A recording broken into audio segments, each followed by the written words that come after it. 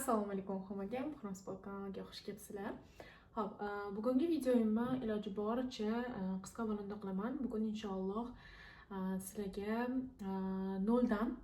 noldan blog yuritganda qanaqa qilib birinchi 1000 ta obunachini yig'ish mumkinligi haqida ma'lumot beraman. Chunki men oldingi videoyimda ham aytgan edim, bloglarimni bir necha marta qayta ochganman. Shuning uchun demak bugun aynan shu haqida bo'ladi.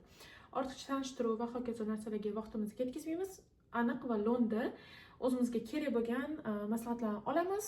Kommentariyada o'zingizni fikringizni bildirasiz yoki yana savollaringiz bo'lsa yozasiz va inshaalloh foyda olib xayrlashamiz.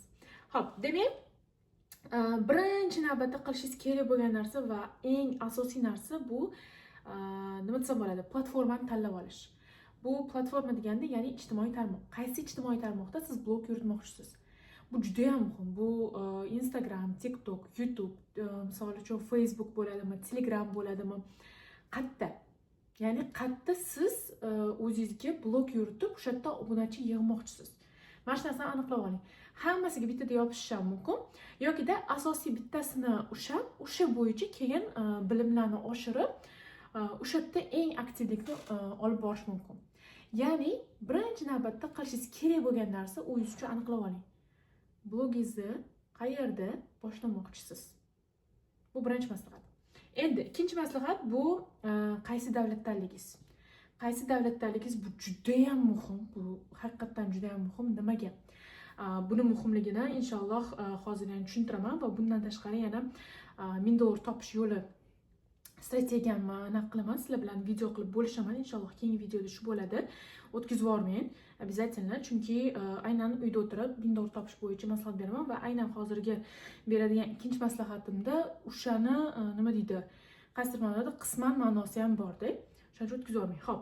Demak, qaysi davlatdanligingizdan kelib chiqib, platformani yanada yaqinroq tanlashingiz va kontentingizni tanlashingiz kerak bo'ladi. Bu o'sha kontentingizni nishasi, kontentingizni stili va kontentingizni tiliga bog'liq bo'ladi. Ya'ni agar siz misol uchun nima desa bo'ladi? Aytaylik, monetizatsiya bor. Keyingi videoyimni qisqacha anaqasi, nima deydi anu? Sirli joy aytsam. Monetizatsiya bor davlat bo'ladigan bo'lsa, ya'ni siz Amerikadasiz, Kanadadasiz, Yevropadasiz, Avstraliyadasiz, Koreya, Yaponiya, bilmadim yana qayerlar bor. Hattoki Qozog'istonda ham bor. Shu davlatlardasiz, misol uchun. Hozirgi kunda deyarli O'zbekistonda ham inshaalloh bo'lyapti bu narsa. Va o'sha davlatlarda bo'lganingizda, misol uchun chet el davlatlarida, rivojlangan davlatlarda bo'ladigan bo'lsangiz, siz bemalol kontentingiz uchun ham daromad qilishingiz mumkin bo'ladi. Ya'ni shunchaki o'tirmaysizda, voy, qachon bo'larkan, qachon pul toparkanman, nimaga kerak o'zi obunachilar degan savol bo'lmaydi, balki, hop, menga obunachi kerak, menga 1000 ta obunachi kerak. Aytaylik, platformani tanladim, qaysi davlatdaligimni bildim, o'zimni yo'nalishimni, o'zimni stilimni, o'zimni qaysidir ma'noda o'sha eng qulay siz o'sha blog yurita oladigan tilimni tanlab oldim. Muharram. Endi demak nima qilay endi deydigan narsa bo'lmaydi-da. Bo'ldi. Demak, har bitta platformalarning o'zini daromad bo'yicha shartlari bor. Misol uchun o'sha shartlariga amal qilasiz. Misol uchun, ya'ni monetizatsiya qiladigan bo'lsa va bemalol daromadingizni qilishingiz mumkin bo'ladi. Bu hattoki Telegram bo'ladigan bo'lsa ham, Telegramda ham o'zini shartlari bor-da. Bemalol 1000 ta obunachingiz bo'lmasa ham, hattoki 500 ta obunachingiz bo'lmasa ham daromad qilishingiz mumkin Telegramdan. Bu narsani ko'pchilik bilmaydi. Telegramda ham yopiq kanal qilib ham bemalol daromad qilishingiz mumkin. Demak, platformani aniqlab olishingiz kerak va eng muhimi, men o'zim ham ingliz tilida ham blog yuritib ko'rganim uchun aytaman. Sizga blog yuritishga harakat qilayotganim uchun ham aytaman. O'zingizga qulay tilni tanlab oling. Ya'ni trendlarga nima desa bo'ladi? Unaqa bo'lib, trendlarga voy, ingliz tilida bo'lsa zo'r pul topsa bo'lar ekan, voy, unda bo'lsa zo'r bunaqa bo'lar ekan, voy, unda bo'lsa aytaylik, estetichniy odam emassiz-da, masalan, misol uchun, prям bejevый, oq va hokazo qilib estetika qila olmaysiz-da, lekin siz estetichniy bo'lib ingliz tilida blog yuritmoqchisiz. Kerak emas, nima qilasiz, nima qilib. Undan ko'ra o'zingizga yo'nalishingizni tanlab oling, o'zingizga qulay tilda blog yuriting, o'zingizga qulay stilda blog yuriting, bo'ldi. Tabiiyligingiz o'zingizda ko'rsating, bo'ldi. Eng muhimi shu. Men ham chunki estetika qilib ko'rishga harakat qilaman va hokazo menga estetika uncha bo'lmaydi-da. To'g'ri, blog misol uchun aytaylik, stollarni qilishim mumkin, uni qilishim mumkin, buni qilishim mumkin, lekin baribir ichimdagi haqiqiy menimda unaqa estetik yo'qda manda. Manda shu jaydari bo'lib, shatta gapirib, shuni joyida maslahatini berib, nima deydi, tez ishni hal qilgan menga yoqadi ko'proq. Menga shu ko'proq to'g'ri keladi o'zi. Jani voice over qilib, videolarni yasab unaqa ham yoqmaydi o'zi. Endi nima desa bo'ladi, davr talabi desa bo'ladi. Lekin mana shunaqa videolar ham bor. Har xil turdagi videolarni sinab ko'rish kerak, o'zini ichki menini aniqlab, nimalar sizga to'g'ri keladi. Mana shu narsani aniqlab oling. Bu juda ham muhim. Juda ham muhim maslahat. Bu ish sizni boshiga kelayotgan ayni mana shu 1000 ta obunachingiz sizcha anaqangizda fundamentingizda, mana shu fundamentni zo'r qilib olsangiz, inshaalloh u yog'iga ham zo'r ketadi. Zo'r aktivniy obunachilarni har safar har 1000 ta obunachingizni aktivniy yig'adigan bo'lsangiz, dal shu yog'iga misol uchun davom etganda ham aktivniy obunachilar keladi va iloji boricha e'tiborli bo'ling, bu obunachilar qanaqa obunachilar. Misol uchun sizni yaxshi ko'rib kuzatadigan obunachilarmi yoki sizga hate qilyapti, mana shu narsalarga e'tiborli bo'ling. Xo'p, demak, va mana aytganimdek, yana oxirgi eng asosiy maslahat o'zingizni tushungan holatda, ya'ni o'zingizni ichki miyangizdan kelib chiqqan holatda blog yuriting. Ya'ni blog bu bunaqa narsada, qarang, ingliz tilidan follow deb tarjima qilinadi, ya'ni followers. Sizga ergashadigan odamlar. Endi qarang, sizga ergashadigan odamlar bo'lsa-da, misol uchun, lekin sizni o'zingizda haqiqiy meningiz yo'q. Misol uchun, nima sizga ergashishlik kerak degan savol tug'iladi ularda. Sizni blogingiz ular yo'qotib qo'yadigan, ular uchun xazina bo'ladigan joy bo'lishi kerak. O'shanda ko'rasiz, nafaqat 1000 ta obunachi, balki boshqalar ham shundoq ham qo'shilib ketadi. Xo'p, bu yerda mana yana bitta anaqani aytib o'tmoqchiman. Qarang, men o'zim hozir ko'rishingiz mumkin. Hozir to'xtating videoni. Yangi ochgan blogimga kiringda Instagramda. Eskisiga emas. Eskisida emas, imенно yangi ochganimga kiringda ko'ring. Menda kechagi holatda 200 qanchadir obunachini 7 kunlardan beri yig'yotgandim-da. Bir kunda bitta reelsdan 300 tacha obunachi keldi. 300 ta yangi jonli obunachi keldi. Bu hozir men videoni olayotgan holatimdagi gapni gapiryapman. Undan tashqari hali men yana keyin videoyimga hali 24 soat bo'lgani yo'q. Tushundingiz? Ya'ni blogingizda o'zingizni haqiqiy meningizni aniqlab olib, o'sha haqiqiy meningiz bilan o'zingizni borishicha ko'rsatsangiz, o'zingizdagi bor ma'lumotni bersangiz va o'sha narsani to'g'ri yetkazib bera oladigan bo'lsangiz, blogingiz shundan birpasda nima deydi, raketadek uchadi. Va aytganimdek, misol uchun men ingliz tilida kontent qilib ko'rishga harakat qildim-da. Lekin ingliz tili baribir mening ona tilim emas va men juda ham erkin o'zimning fikrimni bildirib bera olmaganim uchun juda ham sekin bo'lyapti bu narsa, misol uchun. Men lekin u yerda ham kontent qilgim kelyapti. Xohlamayman, lekin ingliz tilida to'laqonli fikrimni yetkazib berishga qiynalyapman, uyalyapman. Misol uchun endi baribir noqulaylik bo'lyapti, xijolat bo'lyapti.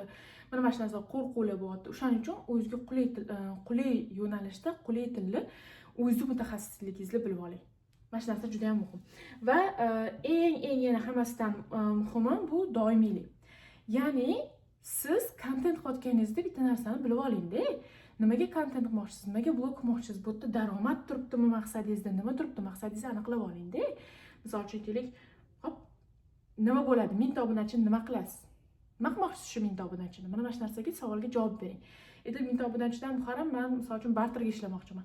Buxaram men 1000 ta obunachidan misol uchun aytaylik kurs sotmoqchiman. Buxaram gayt sotmoqchiman. Buxaram o'qimoqchiman. Buxaram bu qilmoqchiman.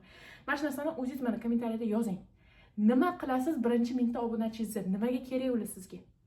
Va xuddi shunaqa o'zimman blog nimaga kerak sizga? Daromad qilish uchunmi yoki zerikkaningizdanmi? Zerikkaningizdan bo'ladigan bo'lsa bo'ldi u. Faqat zerikkaningizda qilasiz, xohlasangiz qilasiz, xohlamasangiz qilmaysiz. Agar lekin bu narsa aynan daromad uchun bo'ladigan bo'lsa, men sizga javob beraman, davom etib ketasiz. Faqat daromad uchun bo'lganda ham bitta narsaga e'tiborli bo'lish kerak, bu doimiylik bo'lishi uchun daromadda men juda ham ko'pchilik bilan gaplashdim. Bu haram qanaqa qilib doimiy blog yuritib kelasiz deyshadi-da. Bu shunchaki oddiy. Oddiy, bilasizmi?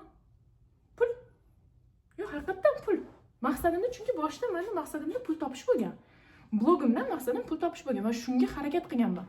Faqat menda o'zimni shartlarim bo'lgan. Misol uchun aytaylik, 20 ming ta obunachi yig'aman, unaqa qilaman, keyin pul topishni boshlayman degan nima desa bo'ladi, o'zimga o'zim qo'ygan kichkina qoidachilarim bo'lgan. Bu endi hammada o'zida individual bo'ladi. Shaxsiyatingizdan kelib chiqib ko'rasiz. Kimdir misol uchun 1000 ta obunachi bo'lmasdan bemalol blogidan pul topadi. Kimdir aksincha 100 ming ta bo'lsin, 50 mingta bo'lsin, 10 mingta bo'lsin deydi. Yo'q. Bu hammasi individual. Agar siz blogingizdan pul topmoqchi bo'ladigan bo'lsangiz, shunchaki aniqlab oling. Bu haqida inshaalloh keyingi videoda bemalol gaplashamiz. Demak, blogingizda eng asosiysi mana shu maslahatlarga yana qaytarib o'taman. Birinchi maslahat, platformani aniqlab oling. Ikkinchi maslahat, qaysi davlatdaligingizdan kelib chiqqan holatda kontentingizni turini, ya'ni content type deydi, kontentingizni turini, stilini va tilini aniqlab oling. Bu juda ham muhim. Endi uchinchi maslahat, o'zingiz faqat tushungan sohada, ya'ni mutaxassisligingizni ko'rsatib bera oladigan sohada blog yuriting. O'zingiz bilmagan, umuman tushunmagan, qiziqmagan, shunchaki trend bo'lgan sohalarga burningizni tiqmang. Haqiqatan bu sizga shunchaki vaqtingizni bekor ketkazganingizni beradi. Endi shu bilan birga har doim doimiy blog yuritishga harakat qiling, yo'qolib qolmang. O'zingizga o'zingiz qanaqadir 100 talik, 100 kunlik, 200 kunlik, 365 kunlik challengelar qilmang. Qila olmaydigan bo'lsangiz agar, oldindan tayyor bo'lmasa, mana shu 100 ta deydigan bo'lsa, 100 tadan hatto 20 kuningiz tayyor bo'lmaydigan bo'lsa, qilmang u ishni. Yoki 30 kundan 10 kuningiz tayyor bo'lmasa, qilmang, kerak emas. Haqiqatan qila olmaysiz. Chunki sizda u yerda hali pul degan natija yo'q-da. Pul degan natija yo'q, motivatsiya yo'q u yerda. Harakat yo'q, sizni harakatga keltiradigan narsa yo'q. Shuning uchun o'zingizni qiynamang. Va videolaringizda obязательно qilishingiz kerak bo'lgan narsa bu nima deydi? CTA, call to action deydi. Ya'ni blogingizda obuna bo'lishini, kommentariy yozishni va hokazo nimadirlarni nima deydi? Harakatga keltirtiring. Sizni videoingizni ko'rgandan keyin odam nimadir harakat qilsin, kommentariy yozsin, saqlab qo'ysin, yuborsin kimgadir, nimadir qilsin-da, tushundingiz? Mana shu narsani ham inobatga oling. Mana shu narsani videolaringizda ko'ring, mana shu narsani amalda qo'llashingiz kerak. Endi demak, umumiy qilib aytganda, odamlar blogingizga nimaga qo'shilishi kerakligini bilishsin. Nima kerak sizni blogingiz? Mana shu narsani bilishsin, o'zi shunda ham blogingiz bitada raketada uchadi. Chunki men nima deydi? Menimcha keyingi videomda qilaman yoki bunda ham agar qilsam qilaman. Bitta videoyimdan, misol uchun bemalol 500 ta, 600 ta, hattoki bitta videoyimdan 2000 tadan 2200 nechtadir obunachi kelgan ekan. Men to'g'risi qaramagan edim. Bu men bir ikkita katta videolarim, misol uchun 900 mingtaga, 300 mingta, 400 mingta, 500 mingta bo'lgan videolarim anaqasini ko'rib chiqdim-da, statistikasi o'sha yerda ko'rsatyapti. 500 ta, 600 ta, 919 mingta prosmotr bo'lganda 2200 tadan oshiq obunachi kelgan. Tushunasizmi? Agar blogingizga odamlarni nima deydani haqiqatan qiziqtira olsangiz, o'zingizni kimligingizni haqiqatan ko'rsatib bera olsangiz, shaxsiyatingizni ochib bersangiz, shunda ham blogingizda odamlar yig'iladi. Bu birinchi 100 talik ham, 1000 talik ham, 10 mingtalik ham, 100 mingtalik ham avtomatik yig'iladi. Men shunchaki o'zimda shunaqa narsa bor. Nima deydani? Yengillik olib qolaman. Zo'r kelaman-da, mana 53 mingtadan, misol uchun 20 mingtani amallab yig'ganman, keyin bitta bosib o'zimni haqiqiy shaxsiyatimni ko'rsatganman-da. 3 oydami, 3 oyga qolmasdan 25 ming yoki 30 mingta obunachi yig'gan edim. 50 mingtadan oshib ketgan edi obunachim, 53 ming nechtadir bo'lgan. Misol uchun-da, prosmotrlarim mana shunaqasi uchgan 100 mingtadan 100 mingdan pastga tushmagan. Zo'r bo'lgan. Keyin o'zim shunchaki nima deydi, hate ko'payib ketgan juda ham, hate'ga chidamay qolganman. O'zim ham yana yengillik nimadirlar xolab qolganman va shu bilan blogimni to'xtab qo'yaman. Va mana hozir boshqatdan ochyapman. Bu safar endi hate'larga qanaqa chidamli bo'lish kerakligini, o'zimman bu narsaga qanaqa reaksiya bildirish kerakligini, mana shu narsalar ustida o'zim ustimda ishlab, hozir boshqatdan blogimni yana qaytadan boshlamoqman va aytganimdek, mana siz bilan hozir mana shu videoni olganimni o'zida, misol uchun bitta videoda 300 ga yaqin odam kelib bo'lgan edi o'sha. Endi bu narsa inshaalloh menimcha yana 1000 ta, 2000 ta, 3000 taga ham chiqadi inshaalloh. Xo'p, demak, birinchi 1000 ta obunachini yig'ish unaqa qiyin emas, qachonki siz kimligingizni bilsangiz. Shu qisqa va lo'nda aytganda shunaqa. Menimcha nima deydi ano? Ozgina to'g'ri emotsiyada gapiraman men. O'zimning haqiqatim bu, o'zimning haqiqiyligim. Ano, nima deydi? Qanaqadir aesthetic girl, voy unaqa qilib gapirishlar to'g'risi, oldingiz param zo'rg'a sekin gapirishga harakat qildim. Menga emas. Xafa bo'lmaysizlar. Shuning uchun nima deydi? Jaydar maslahatlar kerak bo'ladigan bo'lsa, obuna bo'lib qo'ying va qanaqadir yana savollaringiz bo'ladigan bo'lsa, blog yuritishda, uyda o'tirib daromad qilishda, misol uchun keyingi videomda birinchi $1000 qanaqa ishlash to'g'risida maslahat beraman. Va Amerikada men o'zim qiladigan UGC yo'nalishim haqida ma'lumot beraman. Keyingisida, undan ham keyingisida. Shuning uchun savollaringiz bo'lsa, kommentariyga yozib qo'ying. Va jaydara maslahatlar kerak bo'lsa, ortiqcha gaplashib maslahatlar kerak bo'ladigan bo'lsa, obuna ham bo'lib oling. Hammaga xayr, rahmat.